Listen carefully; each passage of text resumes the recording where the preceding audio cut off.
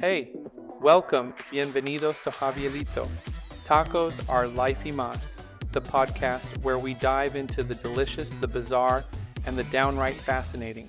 I'm your host, Javiolito, and this is the very first episode of what I hope will be many. Sure, we'll talk about where to find the best tacos, because let's be real, tacos are life.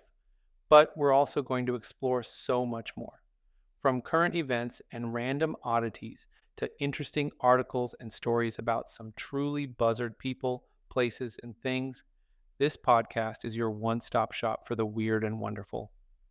Now, for our very first episode, I'm kicking things off with a wild story that recently blew my mind. If you've seen the Netflix documentary series about Matthew Muller, you know exactly what I'm talking about. If you haven't, buckle up, because this one's a doozy. It's a tale of crime, mystery, and some seriously twisted decisions. I'll be breaking it all down and sharing why I think it's the perfect way to start this podcast journey. So grab your favorite taco, settle in, and let's get into it. This is Javiolito. Tacos are lifey mas, where life is messy, tacos are essential, and the stories are unforgettable. Let's go.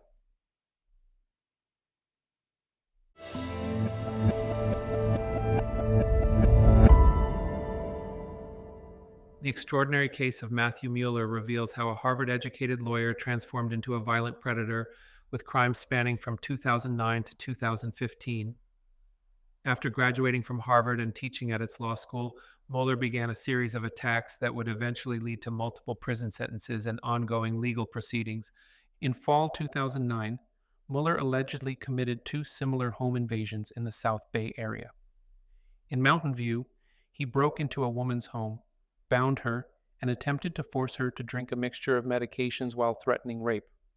Just weeks later in Palo Alto, he repeated this pattern, breaking in and forcing another woman to drink NyQuil before assaulting her. Both victims managed to persuade him to stop, and peculiarly, he offered them crime prevention advice before fleeing. The most notorious of Mueller's crimes occurred in March 2015, when he orchestrated an elaborate kidnapping in Vallejo.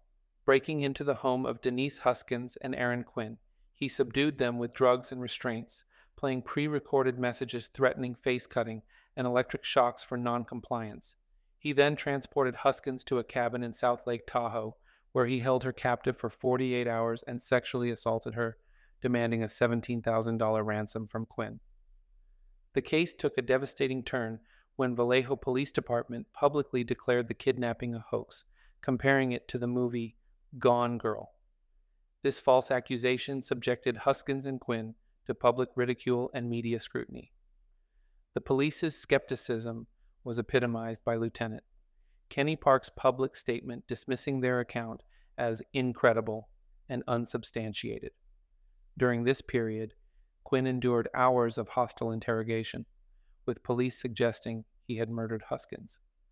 Mueller attempted to manipulate the narrative by sending emails to the San Francisco Chronicle, claiming to be part of an elite criminal group perfecting kidnapping tactics.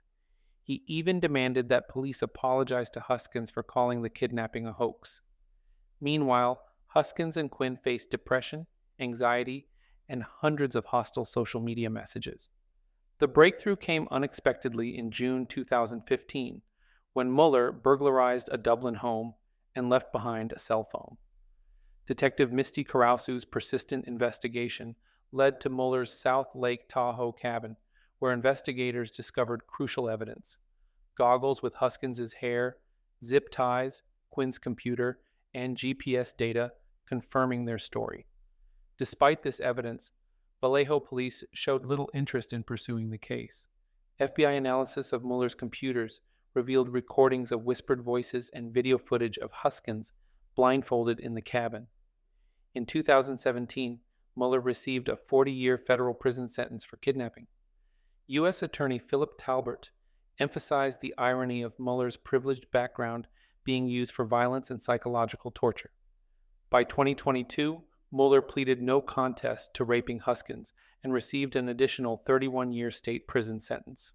The case gained renewed attention with Netflix's 2024 documentary American Nightmare, leading to fresh investigations of his earlier crimes. In December 2024, advanced DNA testing connected Muller to the 2009 South Bay attacks, resulting in new charges. Despite their traumatic experience, Huskins and Quinn have rebuilt their lives, marrying and having 2 daughters. They've become advocates for improving law enforcement's handling of sexual assault cases, speaking at training events to help reform police practices. As Huskins expressed, they refuse to live in fear and are committed to creating positive change for their daughters and others caught in the criminal justice system. District Attorney Jeff Rosen summarized the case's impact. The details of this person's violent crime spree seem scripted for Hollywood, but they are tragically real. Muller's case continues to develop, with an arraignment scheduled for January 2025 to address the newly filed charges related to the 2009 attacks. Wow, what a wild story about Matthew Muller, right? It just goes to show that truth can be stranger and darker than fiction. This is just the beginning of our journey into the world of true crime. But don't worry, we'll also be diving into other fascinating topics that make life so intriguing, from tacos to true crime y más. We've got it all here on Tacos, Our Life y Más. Thank you so much for tuning in to this very first episode. I'm your host, Javiolito, and I can't wait to share more stories, insights, and conversations with you.